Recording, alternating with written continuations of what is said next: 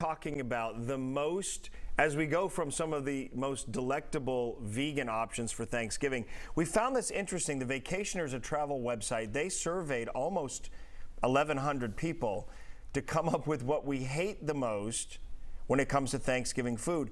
I'm a little shocked by this, second only to cranberry sauce and only by 1%. 28% of people dislike turkey. I thought turkey was the centerpiece, most loved part of the whole meal. I think what's hard about turkey is it's hard to get it right. It really is hard to get it if you've had bad turkey. Yeah. And it can be really dry. And whoever's in charge of cooking, it's so stressful to coordinate everything to be timed to end at the right time so that the turkey's ready and not too dry, and not room temperature. And not room temperature, but you do have to let it sit there for a second before you carve it. So I think, and I just think it's not that the turkey's terrible. It's just that all the other things are so delicious. I mean, when else are you going to eat green beans with a bunch of fried onions on top and have it be called a vegetable? I think that's amazing. I love the green bean casserole, the original turkey on the back of the can with the canned. But there are a lot of people who don't like it. That's on this list as well. That's 24% of people do not like the green bean casserole. I think that's very sad. This is interesting. Coleslaw. I've never had coleslaw for Thanksgiving. Oh, me neither. I didn't even think of that as a Thanksgiving dish. I've noticed a lot of people in the South do mac and cheese for Thanksgiving, which I wasn't raised with, but now we do. A smaller percentage of people dislike that, 14%. Corn, 13%. Carrots, 12%. I kind of understand with carrots because it's like there's so many other things. Do we really need a carrot? Nobody here is getting into the Jell-O salads. Where's that?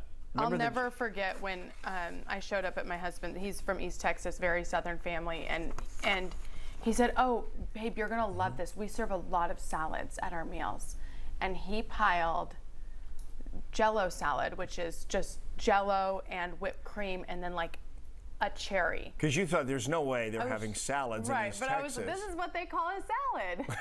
It's a Jell-O salad. It's Jell-O. This is dessert, but they call it a salad and then fed it to me like, oh, health conscious Jenny's gonna love this. And then the people who put the Jell-O salad on the plate with their savory stuff, and then the gravy kind of gets in around it, and then the strawberry Jell-O is kind of melting into the rest of your plate. I look at that and go, that doesn't seem like that you should be doing that, but people eat it that way. I think it should be in a side dish, the Jell-O salads. My mother and grandmother made one that I really do like, and it's lime Jell-O, and I think you dilute it with hot water in a blender. Cottage cheese. Cream cheese for this one, and walnuts, and I think pineapple. I feel like it's cottage cheese. There's that one too. That's orange Jell-O with cottage cheese and pineapple.